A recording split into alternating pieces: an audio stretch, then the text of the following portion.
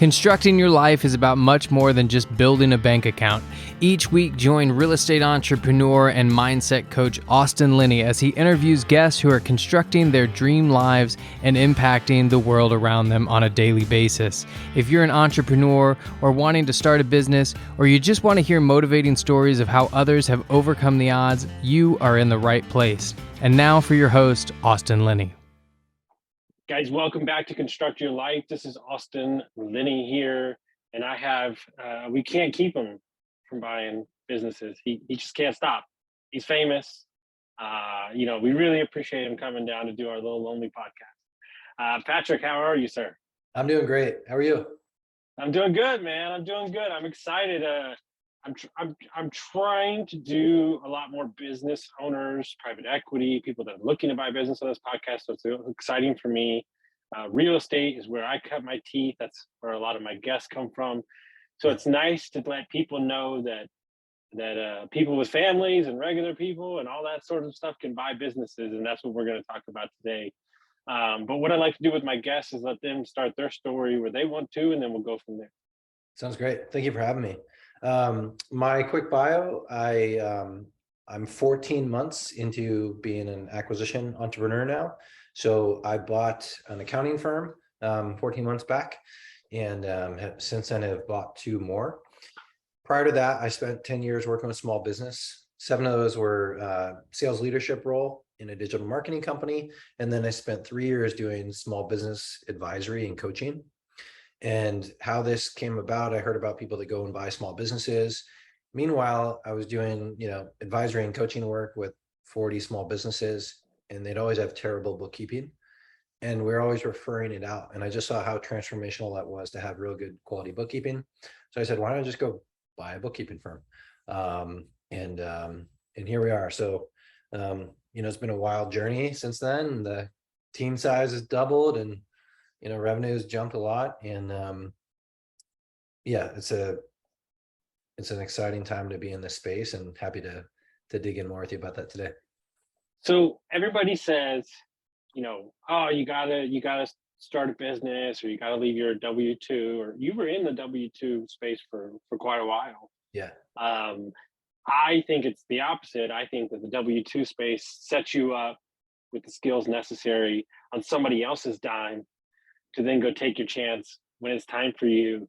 As you look back, now you're the boss, now you're the big boss.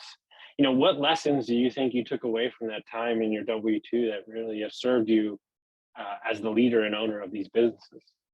Yeah, as I was a sales leader for 7 years, we were interacting with a lot of small businesses, and you see patterns, right? You see some that are crushing it, you see some that are struggling. And then when I was doing small business advisory, you really see some patterns there of, some people get good at their craft and they can get up to a certain revenue size and they stall out, or, they get to a certain size and then they can't figure out how to hire help and they stall out, right? Or, priority management and time management becomes a huge challenge, right?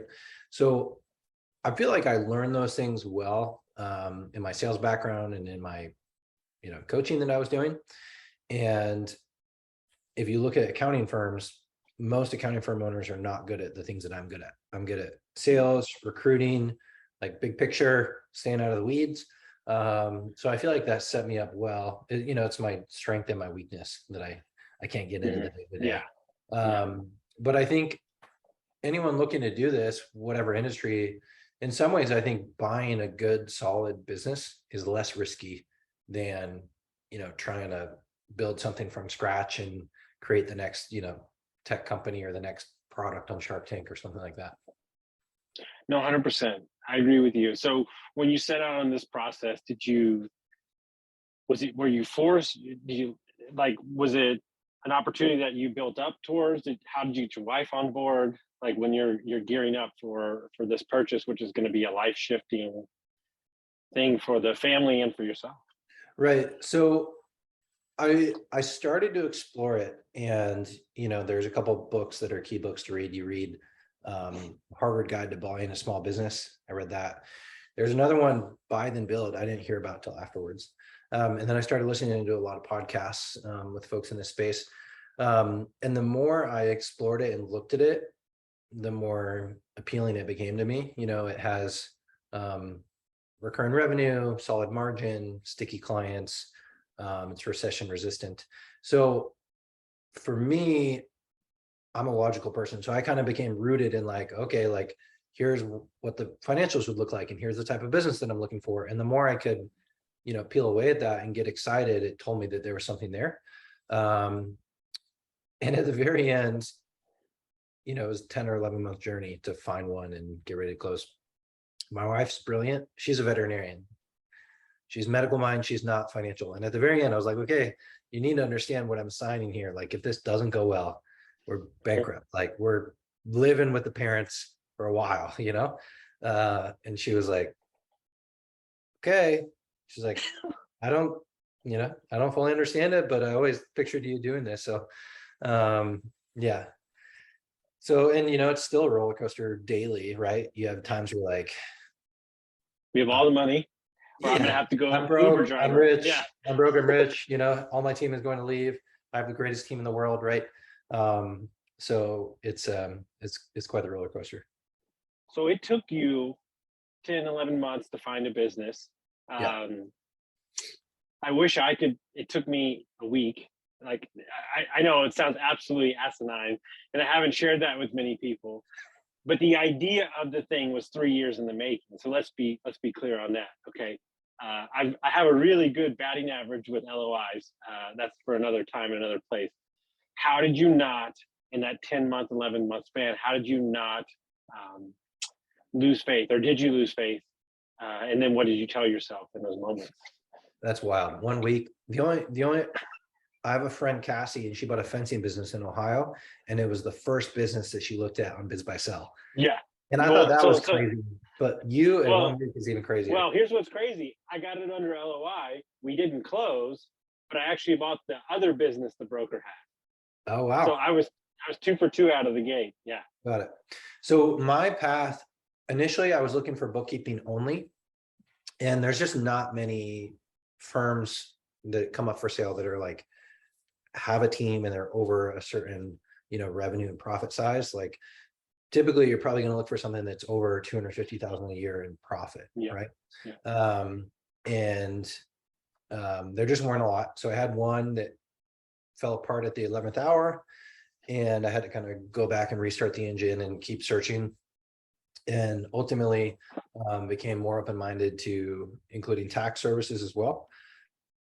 And as soon as I started talking to Steve, who's the prior owner of Apple Tree, so I bought Apple Tree Business Services. As soon as I started talking to him, it just felt different. It felt like a good quality firm, and it felt like, we could get along well. So I think that's key is, as you're going through this process, when you find one that's quality, you have to move fast. Otherwise, if you hesitate, the good ones will go. 100%. And when you went through that first due diligence process, were there any big red flags that came up, or did it get through that process pretty easily? So with the one that fell apart, there were some, like cultural differences. Did you try to convince yourself that they weren't a big deal because you wanted to get a deal done, or did you I think it would have been okay. grounded? No, I still think it would have been okay. The big ones were the team was pretty religious, and I'm not. It wasn't. It was decently profitable. It wasn't highly profitable, and I was overpaying a little bit on the first one to get in the game. Ultimately, what made that one fall apart was right before we're getting ready to close, the SBA lender said, "Can you send us interim financials?" And the profitability dipped for a couple months, and it was during the summer. And they're like, "Why'd the profitability go down?" And he said, "Well, we bill by the hour. People are on vacation. I can't bill as much," which I think is pretty logical. And it wasn't a big dip, but the SBA lender totally changed their assumptions and like wanted me to come with like 40% cash after that, and it wouldn't work. Yeah. So those are kind of like yellowish flags, but I ended up referring that deal to somebody else, and they paid 20% more than I was going to. So yeah. I still think it was a good firm. So anyways, fast forward, start my outreach again. I'm talking to a lot of owners, and then as I talked to Steve from Apple Tree, we had good rapport right away. He had great numbers and financials right away. And he wanted to find his buyer before going into the next tax season. So I started talking to him in, I don't know, September, October, and ultimately we closed in September, and we closed December 31st. So like right at the end of the calendar year. So that's how it all went. So you close. Yeah. And then you get installed. How were those first, how was that first 30 days? Yeah. A lot of people say do no harm, right? Like don't mess anything up the first few months, like just listen. And it's hard to do that, right? When you're like, why do we do it that way? And you're like, is there a better way?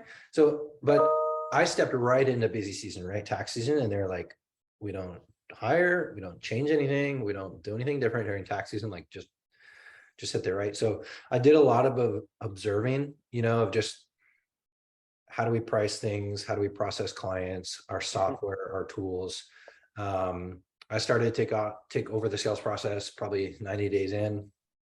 I wanted to hire, and I kind of got vetoed on that by a couple of our key employees until after April 15th. So I was doing some billable consulting work in the meantime, but I was really just kind of observing on the accounting side.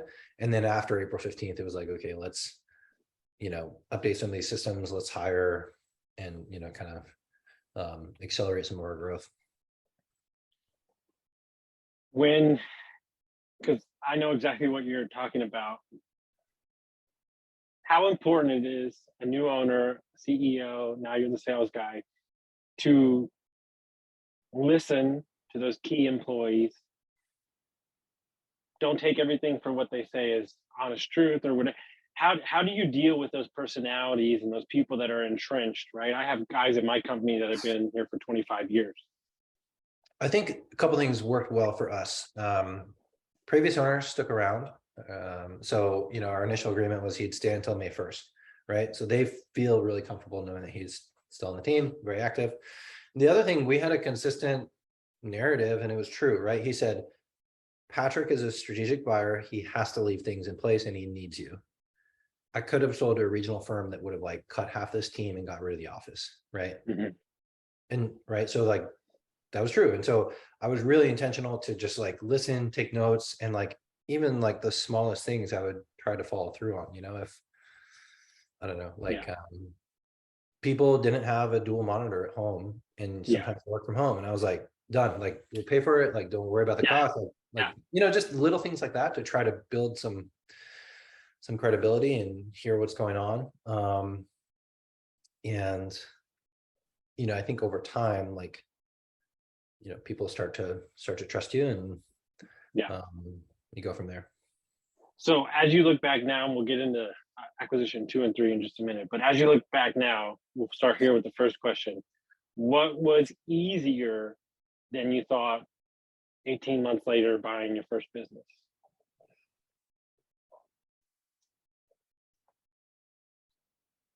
I think those first 3 or 4 months were easier because I bought a quality firm, like I think I'm a resilient person and like was ready for the stress, and I still had that, but it wasn't near the level of like pulling my hair out, like working 24/7 that I was strapped in for, And I think that's just due to the quality firm that our team had built and having the previous owner around. So that was easier. What was harder? The harder, leading accountants is hard. Mm-hmm. I'm used to leading sales teams. They're like ADHD and thrive on change and competitive. And, every new client is a win. Leading accountants, I really had to learn how to like slow down, get their buy-in, explain why we're doing something. And even then, when you change things, and we all talked about it, some of them still just don't like change, right? Bro, I just had a long talk with my office manager this morning, who gave me a book.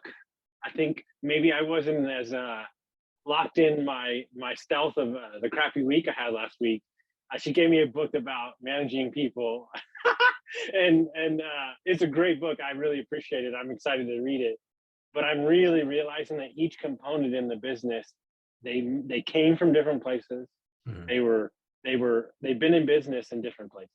Like, meaning as simple as the service HVAC guy and the install HVAC guy are two totally different humans that Yeah. are in different businesses, Yep. and the office people and the sales.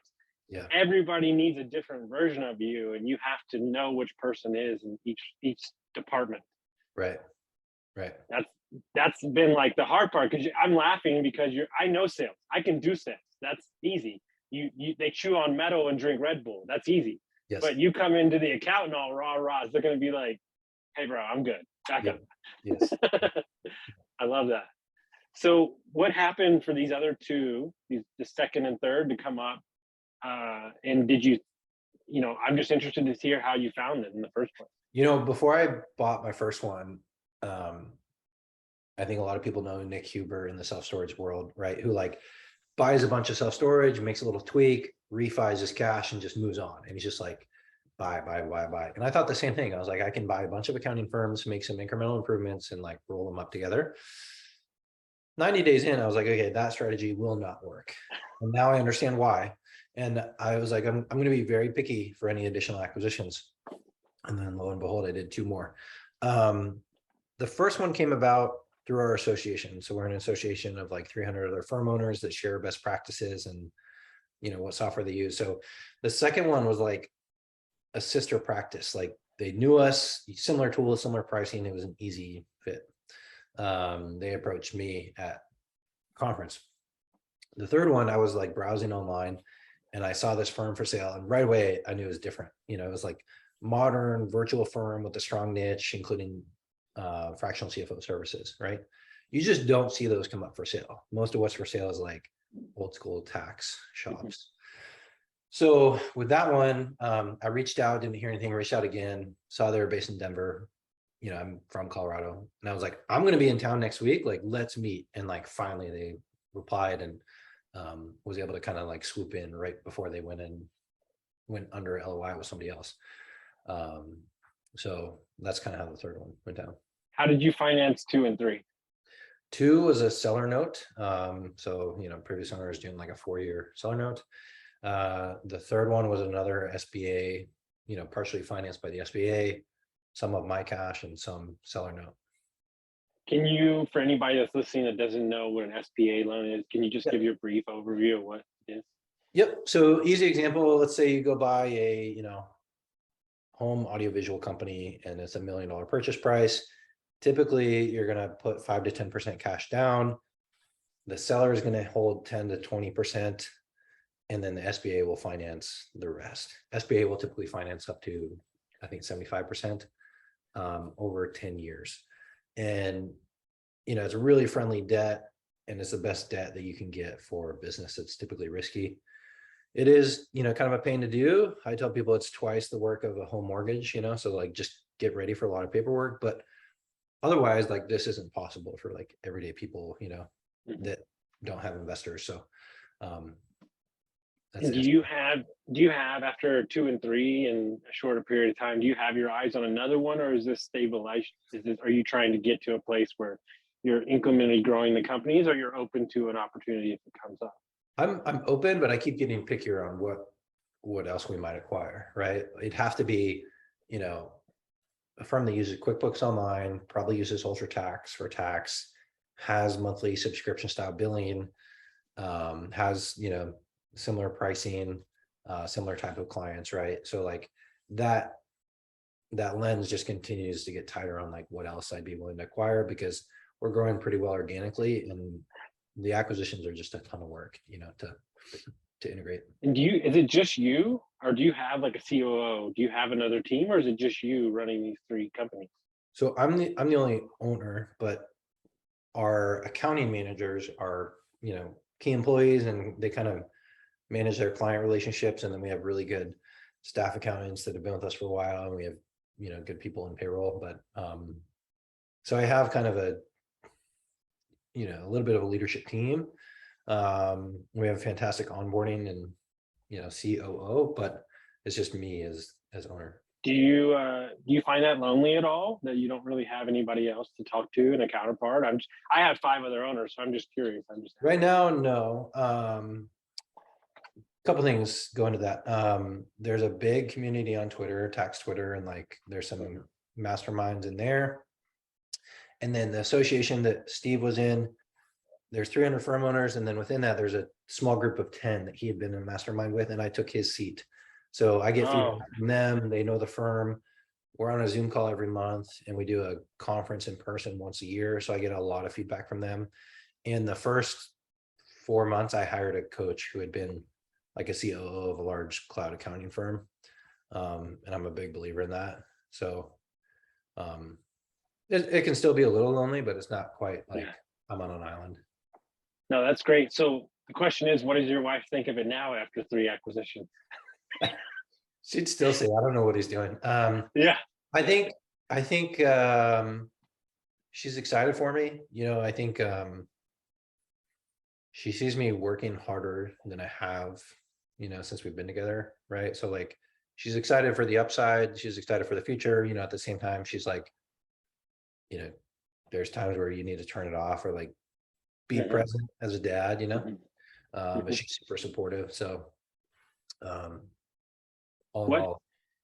For anybody out there, what were the levers that you think that the top levers you pushed to grow organically, like you're growing in your business? Like, where do you think people should focus on, even if it's in real estate or businesses? Where have you found the most upside? Yeah, previous owner would pick up 1 new client a month. We averaged closer to 4 per month. The low-hanging fruit is, making sure you have a bunch of great Google reviews. So we took that from like 5 to 25 or something like that. Big call to action button on your website with a Calendly link, if you're in professional services, modernizing the brand a bit, just being fast when any lead comes in. That's a big complaint that accountants aren't responsive, so like any new lead, I'm pretty quick. And just having a structured sales process, right? So we have initial call where we do intake, kind of hear what they have going on, address the pain points. We get some info so we can scope it out. And then we have a second call where we, give them a price proposal on that call, and make a recommendation. So, it's like Google reviews, calls to action, like moving quick, and just following up with people. And I know this could change week to week depending on how the week goes, but are you in this are you buying many businesses to hold it for 20 years plus? Are you looking to buy a couple and then exit and retire in 6 years or 5 years? Like, how do you view it as you sit on your 3rd acquisition? My vision from the start was to grow the accounting firm to about 5 million in revenue and to add a consulting division. So we're on pace for that. We've added a consulting division. And then after that, then we'd start to buy other types of small businesses.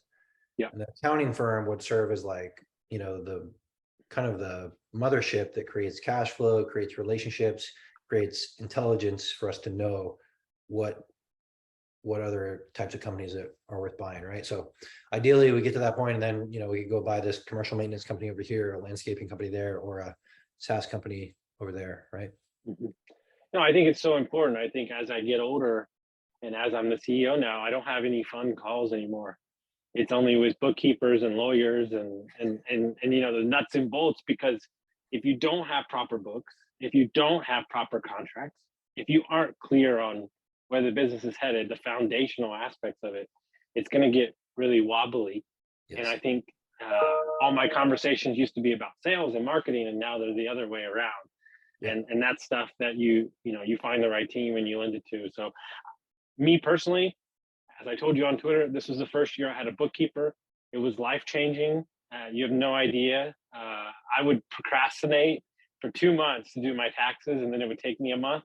Yeah. Now this was done in about 7 minutes, if not less. And so it was the greatest money I've ever spent in my life. So, and now we are dealing with the same thing in the business, just knowing your numbers, knowing the breakdowns and how to structure stuff, man. I'm sure you see it every day with clients. Yeah. When they finally have it, the aha moment. Totally. Yeah. I mean, there's so many aha moments with like, flooring guy that we were working with that, his margin was declining over the last 4 years. And we just pointed it out to him, and that allowed us to dig in on us pricing, right? And you look at cash flow conversion, right? Like, okay, how much deposit are you taking, and like, when are you taking installment payments, right? Like those things all matter a lot, right? Or if you're a growing small business, tax planning becomes really important, because like first year you might not be profitable, but then after that, if you have a huge tax surprise, like it just sucks and it'll stall out your growth, right? So all of those things can just be like total game changers if you have quality accounting and somebody that's working with you through that. So before we get you out of here, if somebody's looking for a proper bookkeeper or tax accountant, what are the telltale signs to know that you have a good one? I'd say your bookkeeping needs to be closed every month. Like, so we're talking here, it's, February 27th. Ideally, January would have been closed by now. January is tricky because it's, year end, 1099, et cetera. So bookkeeping needs to be closed every month. It needs to be accurate. You need to have somebody that is talking to you, at least quarterly. We talk to our clients monthly, but at least quarterly to stay on top of your quarterly estimates to see what questions you have. And in a perfect world, they do year-end tax planning with you in November and December, rather than like, bad surprises in April. Yeah. And I tell mine, because I'm probably her easiest client. She just checks in on a couple things. And I'm like, all you have to do is tell me that something's wrong, and then that's when I'm going to pay attention. But if we're just going good, then we're good. I think it's so important. So if people want to find your company, they want to find you on Twitter, how would they do that? Yeah, so we're Appletree Business Services. Our URL is appletreebusiness.com. And then I'm on Twitter, I'm on LinkedIn, Patrick Dichter, so Dichter. And would love to connect with anyone in this space, and always love meeting small business owners. Awesome. Guys, if you got some value from this episode, send it to a friend, and we'll see you next time.